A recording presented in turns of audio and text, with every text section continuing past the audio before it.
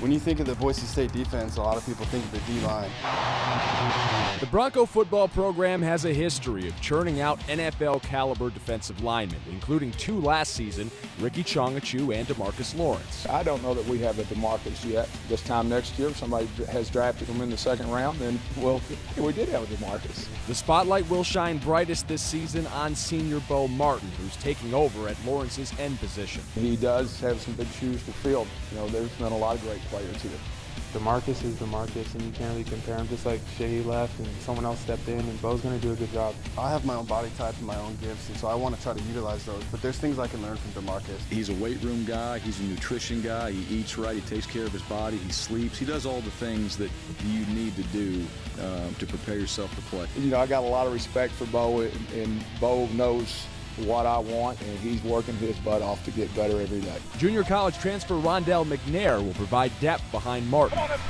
He doesn't talk a lot, which I think an older guy like me appreciates. He's a very athletic man and very flexible, can run, can do a lot of things.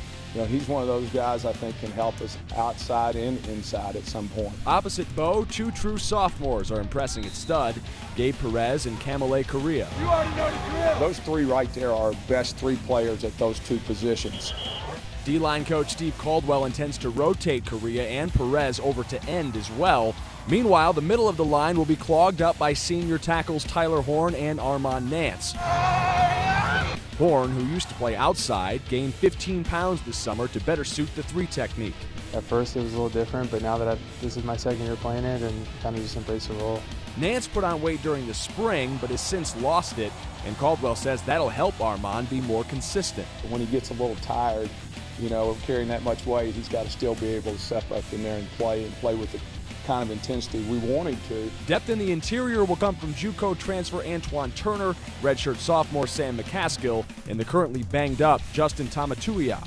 Caldwell's also high on England's Elliott Hoyt, who improved immensely this offseason. He's built like what a 3 technique should look like.